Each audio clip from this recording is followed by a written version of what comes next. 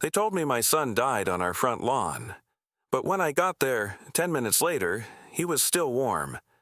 His little wheelchair was tipped over in the grass, one wheel spinning slow, creaking like it didn't know it was supposed to stop. The paramedics stood frozen, waiting for clearance from the HOA rep who blocked the driveway with her car.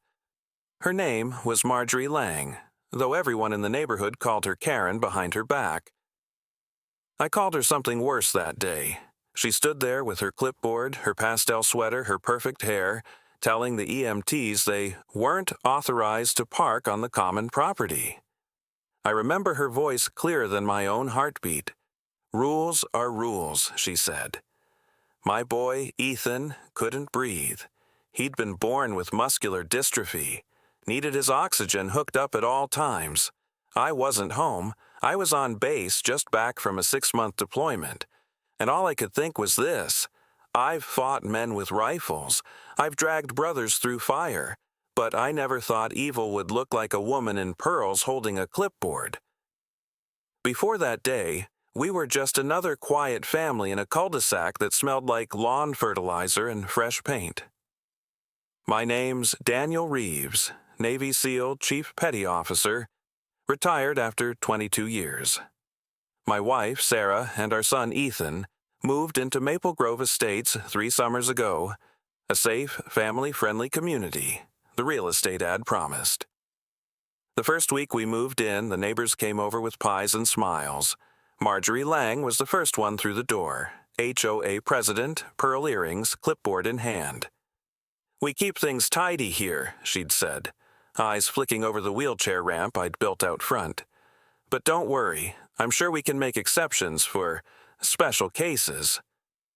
I'd smiled back, not catching the knife in her tone yet. Ethan loved the house. There was a maple tree in the yard with low branches, perfect for hanging the wind chime his mom made from old seashells. On good days, when his lungs were strong, he'd race the neighbor's dog up and down the ramp in his chair, laughter echoing through the cul-de-sac like pure sunlight. Sarah taught art at the elementary school. I spent my days fixing up the garage, turning it into a home gym. It wasn't fancy, but it was peace. For a while, I believed we'd finally outrun the chaos that followed me home from deployments, the noise, the adrenaline, the loss. We built routines: Saturday pancakes, Sunday drives, evenings with the smell of jasmine from the backyard and the hum of Ethan's oxygen machine from his room. But peace doesn't last long in neighborhoods run by people like Marjorie. The first letter came in an envelope stamped Maple Grove HOA. Notice of violation. Issue: unauthorized modification to exterior property. Translation: my wheelchair ramp. Sarah tried to reason with them. She printed medical forms, explained that Ethan's condition made stairs impossible. Marjorie smiled her tight smile and said, "We're all sympathetic, Mrs. Reeves, but aesthetics matter." You understand, I didn't, not then. When I got home from my next deployment, I saw a new sign posted near the community mailbox. All modifications subject to HOA approval. The ramp had been spray-painted with the words "eyesore" in red. Ethan had seen it before we did. He'd just stared at it, quiet. That night, I caught him scrubbing at the paint with his tiny hands, oxygen tube dragging behind him. I told him to stop. He looked up at me and said, "I just want them to like us, Dad." That one broke me. After that, the letters came monthly, then weekly. Complaints about the ramp, the clutter of medical supplies by our porch, the sound of Ethan's ventilator at night disturbing the peace. The neighbors stopped waving as much. A few crossed the street when I came out in uniform. It wasn't open hostility. It was worse. It was polite cruelty. Sarah tried to keep the warmth alive, decorating the ramp with potted flowers, baking cookies for every HOA meeting. Ethan painted a sign that read, "Welcome, friends," and taped it to his wheelchair. But Marjorie's smile only got thinner. Still, I kept telling myself, these are just rules. Rules can't kill. I didn't know yet how wrong I was. 3 days before it happened, Marjorie sent us a final warning. The board had voted to fine us $250 a day until the ramp was removed. She ended her letter with, "Failure to comply may result in further action, including restriction of access to shared facilities." I remember reading that line twice. Restriction of access. I didn't know she meant the road itself. I was due for a weekend training at the base. I kissed Ethan on the head that morning, told him I'd bring him a Navy patch from the gift shop. He grinned. "Bring me one for Marjorie, too," he said. "Maybe then she'll like us." If I'd known what those words would mean a day later, I'd never have left. They said the word stable like it was supposed to make me feel better. Ethan was alive.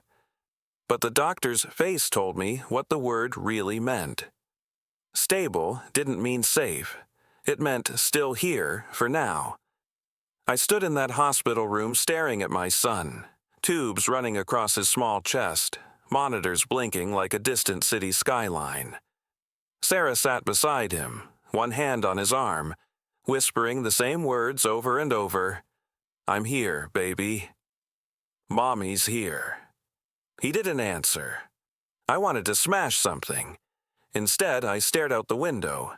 Below, the hospital parking lot shimmered under the fluorescent lights, clean, organized, accessible. Everything that our neighborhood wasn't. Then I saw Marjorie's car pull in. She walked into the waiting area 10 minutes later, heels clicking like gunfire. Clipboard in hand, of course. She found me near the coffee machine, where I'd been pretending to drink cold coffee just to have something to hold. "Mr. Reeves," she started, "I wanted to check in and—" "Don't," I said. She blinked. "I'm sorry?" "Don't speak. Don't explain. Don't even breathe near my family." She pursed her lips, that same practiced calm. "I understand you're upset, but we have procedures." The crew wasn't aware of the medical equipment and— "You had pictures," I said, my voice low. "You've written me about it for months." She straightened, defensive now. The ramp was never approved. The board had no notice of an emergency that day. If you'd filed the proper paperwork— I stepped closer, close enough to see the fear flicker behind her eyes. I buried friends overseas because of people who followed rules instead of saving lives. Don't hide behind your forms. She glanced around the waiting room, suddenly aware of the nurses watching. Her tone softened. "I just wanted to say I'm sorry." I didn't answer. She left, the smell of lilac trailing behind her like poison. 3 days later, Ethan woke up. His voice was thin, mechanical from the ventilator, but it was his. "Dad?" I froze, then grabbed his hand. "Yeah, buddy." "I'm right here." He blinked slowly. "Did I win?" My throat locked. "Win what?" "The race with the dog." I was almost at the ramp. I wanted to lie. I wanted to say yes. But Sarah answered instead, tears slipping down her cheeks. "You did, baby. You won." He smiled. A faint, sleepy curve. Then he drifted off again. The doctor told us he'd suffered brain hypoxia. Too long without oxygen. He might have trouble walking or speaking clearly again. Maybe worse. That's when something changed in me. I'd spent my life fighting wars for my country. But now, the war had followed me home. And it wore a name tag that said, President, Maple Grove HOA. The police called the next day. They'd taken statements from witnesses, neighbors, the EMTS, even the removal crew. Every one of them said the same thing. The HOA had blocked the ambulance. But negligence, the officer told me, isn't always criminal. I felt the words hit like a hammer. She nearly killed my son. "We're not saying there won't be consequences," he said carefully, "but it'll be a civil matter. You'll need to take it up in court. Paperwork, rules, always rules." I hung up and looked at the ramp outside our house, half torn down, jagged boards like broken ribs. I rebuilt it myself that night. Hammer, nails, flashlight between my teeth. Every strike of the hammer felt like a heartbeat. By sunrise, it stood again. Stronger. When the HOA inspector showed up later that morning, clipboard ready, I met him with a camera running. "You record this," I said. "You file one more notice, you trespass again, and I swear I'll turn this whole place inside out." He left without a word. A week later, news trucks showed up. Sarah hadn't wanted to go public. She thought if we stayed quiet, things might calm down. But one of the EMTs, a young woman named Carla, had leaked the story to a local station. Neighborhood HOA blocks ambulance access to disabled child. By noon, it was everywhere. Reporters outside the gate, neighbors whispering behind closed blinds. The HOA board called an emergency meeting, claiming misrepresentation by the media. Marjorie's official statement read, "The board expresses sincere regret for the unfortunate incident but maintains that all actions were within policy guidelines." That phrase, "within policy guidelines," lit a fuse under the entire town. Parents started showing up at meetings. Veterans, too. People with kids in wheelchairs, elderly folks with walkers. They all wanted to know how policy could mean blocking help. Then came the day everything shifted. It was a Thursday evening. Rain. The community hall smelled of wet carpet and cheap coffee.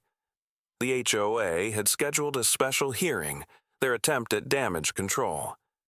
I sat in the back, wearing my uniform. Not to intimidate, to remind them who I was before they tried to erase my family's story. Marjorie opened the meeting with her usual composure. In light of recent events, the board would like to clarify certain misunderstandings. I stood. "You mean lies?" Gasps rippled through the room. She straightened. "Mr. Reeves, this isn't the appropriate—" "My son's been in physical therapy for 3 weeks. He can't hold a pencil anymore. You think that's a misunderstanding?" A murmur ran through the crowd. Cameras flashed. Marjorie faltered, then turned to the audience. "We sympathize deeply, but as an HOA, we can't assume responsibility for every personal circumstance. You assumed authority over every square inch of this neighborhood," I said. "You fined us for flowers that weren't on your approved list. You tracked how long our trash cans stayed by the curb. But when a kid needed air, suddenly your rules mattered more than his life." Silence. "If that's what community means to you," I said, "then you don't deserve to lead one."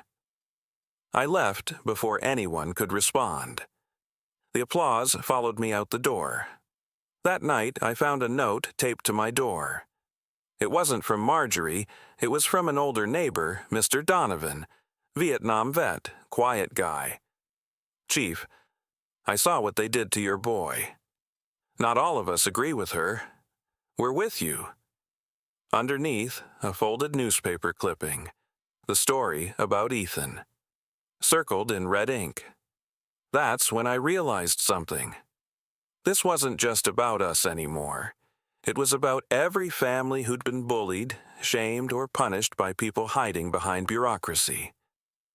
2 weeks later, I hired a lawyer. A good one. We filed a civil suit against the HOA for negligence, emotional distress, and discrimination under the Americans with Disabilities Act. The case made local headlines, then state news. Donations poured in from veterans groups and disability rights organizations.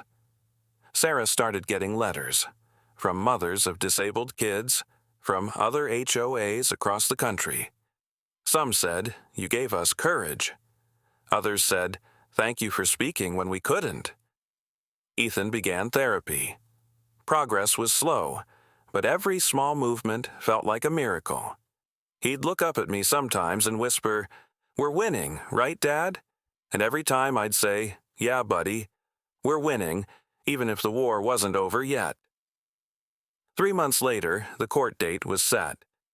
The neighborhood that once ignored us now lined the sidewalks with handmade signs, "Justice for Ethan." But I wasn't after revenge anymore. I was after accountability and truth. And in that courtroom, I finally found it. The courtroom smelled like paper and nerves. You could feel the tension before the judge even walked in, like the air itself was holding its breath. Sarah sat beside me, fingers laced with mine. Across the aisle sat Marjorie Lang, perfectly composed as ever. Her blazer was cream, her pearls flawless. She looked like someone showing up for a garden brunch, not a negligence trial. Our lawyer, Harris, leaned close. Keep your answers tight. Calm. You don't need to convince the jury. The evidence already does that. Easy for him to say. I wasn't built for calm. The prosecution began with the photos. The cones, the car, the blocked curb, the 911 call logs showing the delay. 7 minutes and 43 seconds before EMTS reached our door. Then came Carla, the EMT. Her hands trembled as she pointed at the exhibit board. We were parked right here. Carla's voice caught. She stood in front of the vehicle waving her arms. Said we couldn't use the private lane without HOA authorization. We lost time. The room went still. You could hear the click of a camera shutter from the press row. Marjorie didn't look at me. She just kept her eyes on her lawyer, lips pressed so tight they almost disappeared. Then it was my turn. I took the stand, the Bible still warm in my hand from the oath. My uniform felt heavier than armor. Chief Reeves, the attorney said, you've served 22 years in the U.S. Navy. You've seen combat. How does this compare? I swallowed. The microphone caught the rasp in my throat. Over there, at least you know who's shooting at you. A murmur ran through the gallery. Tell us what you saw that day. So I did. Every detail. The cones, the panic, Ethan's chair in the grass, the sound Sarah made when she screamed his name. When I reached him, I said, I remember thinking I'd been trained for every kind of chaos except this. Except watching my kid suffocate because someone cared more about property rules than a human life. I looked toward Marjorie. For the first time, her eyes met mine. There was something behind them now, fear, maybe, or recognition. Her defense attorney rose smoothly. Mr. Reeves, emotions aside, would you agree that my client never physically harmed your son? I clenched the rail. She didn't need to. So her actions, while perhaps misguided, were within the scope of her administrative duties. No, I cut in, voice sharper than I meant. Her duty was to protect the people living under her watch. She forgot that part. The judge gave a soft warning. I nodded, breathing hard. The lawyer pressed again. You're a man of discipline, are you not? Trained to follow rules? Yes, I said. Rules that save lives, not endanger them. That landed. Even the judge paused before calling the next witness. Later, Harris presented the HOA's internal emails, obtained through discovery. One message, from Marjorie to her board, read, If we allow one exception, we lose control. The ramp must come down before the next inspection. Another. The Reeves family continues to exploit sympathy. Stand firm. The jurors' faces changed. I didn't feel triumph, just exhaustion. Like every breath cost something I didn't have left. When it was her turn to testify, Marjorie walked to the stand like she was walking into church. Calm. Composed. She swore the oath, then began her practice speech. I've devoted years to maintaining the quality and order of our neighborhood.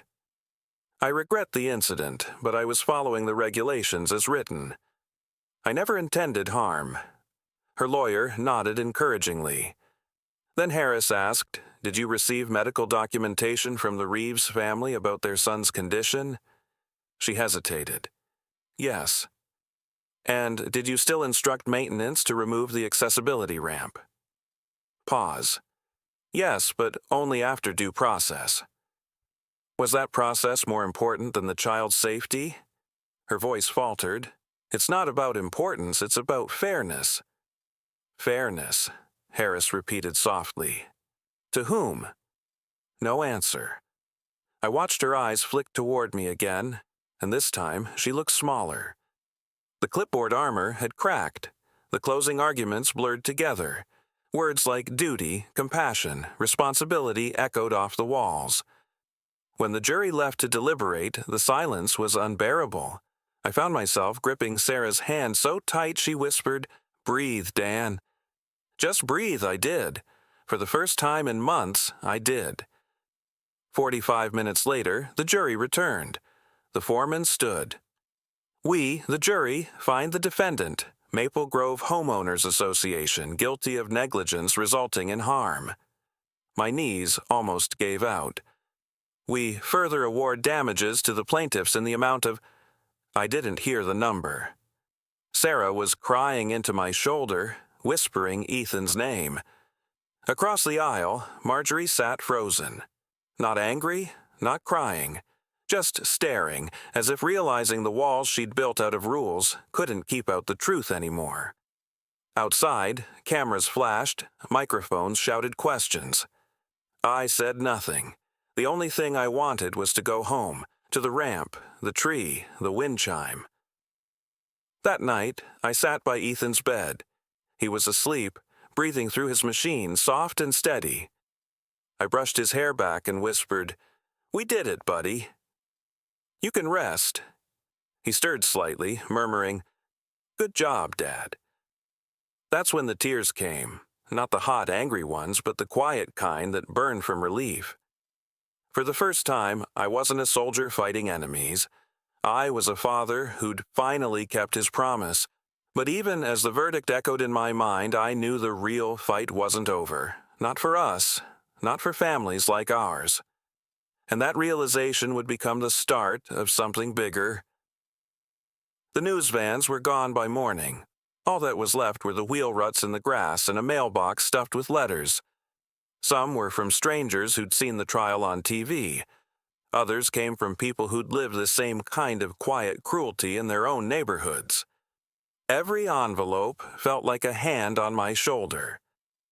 Ethan's verdict fund, what people started calling it online, grew faster than we could process. Sarah set most of it aside for medical therapy programs. She said it didn't belong to us alone. She was right. I thought winning the case would make everything go silent again, that justice would feel like peace. It didn't. It felt like standing in the eye of a storm, hearing the echoes of everything that had already blown away. 2 weeks after the trial, I ran into Marjorie in the grocery store. No reporters, no lawyers, just fluorescent lights and the hum of refrigerators. She looked smaller somehow, shoulders slumped, shopping cart half empty. I expected anger to come roaring back, but it didn't. She caught my eye and froze. "Mr. Reeves," she said quietly. "Ma'am." There was a long pause, the kind that stretches a heartbeat into an hour. She started to speak, stopped, then whispered, "I'm sorry." Not the polished version from her statements. A real one. Raw, trembling. I nodded once. "I know." Then I turned away. Forgiveness wasn't a ceremony. It was just choosing not to carry the fire anymore. At home, Ethan was making progress. His speech therapist had taped drawings all over the living room wall. Crayon rockets, stick figure soldiers, a blue wheelchair with wings. He'd call it his flight chair. Every day, he practiced pushing one wheel, then the other. Every inch forward was a victory lap. Sometimes he'd look at me and say, "Dad, they fixed the ramp." And I'd answer, "Yeah, buddy." We fixed more than that. The neighborhood changed too. The HOA board resigned one by one. A new committee formed. Parents, veterans, retirees, people who understood what community was supposed to mean. They rewrote the bylaws. The first new rule was simple. No policy shall endanger a neighbor's safety or dignity.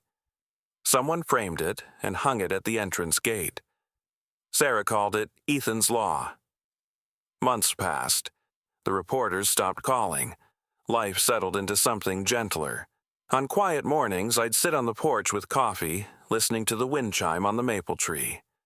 It played the same soft, uneven melody Ethan had loved before everything changed. Sometimes I'd still see flashes of that day, the cones, the flashing lights, but they didn't choke me anymore. They reminded me why we'd fought. Then, one Saturday, a small white envelope arrived. No return address. Inside was a single sheet of paper. Mr. Reeves, our neighborhood voted last night to install ramps for 2 new families with disabled kids. The motion passed unanimously. We wanted you to know your fight made a difference. A neighbor from across town, I read it twice, then pinned it above my workbench. Not as a trophy, just a reminder that pain can plant something that grows past it. Ethan turned 11 that summer. We threw a backyard party, balloons tied to the ramp rails, barbecue smoke curling through the trees. The same neighbors who once crossed the street came carrying gifts and awkward smiles. Forgiveness works quietly like that. It invites people back without words. As the sun went down, Ethan wheeled up beside me, holding the same wind chime he'd made with Sarah. The shells clinked softly. "Let's hang it again," he said. We did, right where it had always belonged. The breeze caught it, and for a second it sounded like laughter. That night, after everyone left, I stood alone on the porch. The yard lights flickered across the repaired ramp, clean and strong. I thought about the journey, from silence to sirens, from anger to calm, and realized I wasn't the same man who'd come home that night months ago. Back then, I believed strength meant control. Now I knew it meant compassion strong enough to outlast fury. I looked at the ramp, the wind chime, the stars beyond the trees, and whispered, "We're home, son. Really home." It's been 2 years since that day. People still ask me what justice felt like. I tell them justice isn't a verdict or a law. It's what you do after the noise fades. It's the quiet choice you make when no one's watching. For me, it started the morning I drove Ethan to his new therapy center. The building had wide doors, long ramps, sunlight in every hallway. Above the entrance, a brass plaque read, "Built for All." I stopped for a second, staring at those words, and felt something shift. For the first time, the ache didn't sting. It hummed, steady, like a scar that had learned how to heal. A few months later, I began speaking at community safety panels across the state. Not as a soldier, not as a father demanding revenge, just as a man who'd seen what silence costs. I'd start every talk the same way. The rules we write don't protect us unless they protect everyone. At first, my voice would shake. I wasn't used to talking about feelings, about vulnerability, about failure. But every time I looked into the crowd, I'd see someone's eyes glisten, a parent, a teacher, a neighbor, and I'd realize this wasn't my story anymore. It was ours. Sarah started volunteering with a foundation that builds accessible playgrounds. She called it Recess for All. Ethan became their youngest ambassador. He'd roll up in his blue flight chair, showing other kids how ramps could mean freedom, not pity. One day, he told me, "Dad, I don't remember the bad parts anymore. I just remember you coming home that line. It undid me. Because that's what every parent wants, isn't it? Not revenge. Just to know your child's world is still full of light." The HOA that once turned us away became a symbol of reform. Ethan's Law spread county by county, then state by state. It was simple, really. Just common sense written into policy. But that's how most change begins. Small, stubborn, and unstoppable. I never saw Marjorie again after that day in the store. but sometimes when I pass the old entrance gate, I see fresh flowers by the sign. No name, no card, just lilies. Maybe from her, maybe not. I don't need to know. Forgiveness doesn't keep score. The other night I found Ethan asleep with his drawing pad open. On the page was a crayon picture, a ramp that stretched into the clouds, a tiny wheelchair with wings, and two stick figures holding hands. He'd written at the bottom in uneven letters, "We rise." I stood there in the doorway, realizing that all my years in uniform, every mission, every medal, had never taught me what that picture did. Strength isn't the ability to fight. It's the courage to stay soft when the world hardens around you.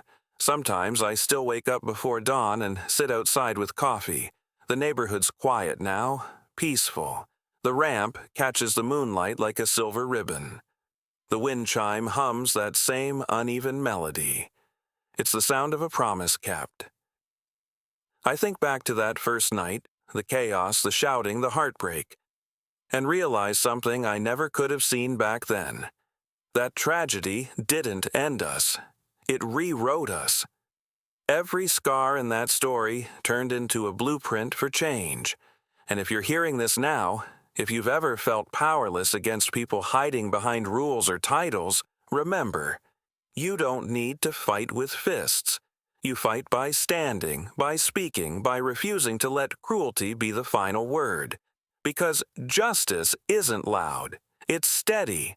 And sometimes it sounds like a child's laughter echoing down a ramp at sunset. Comment below what justice means to you,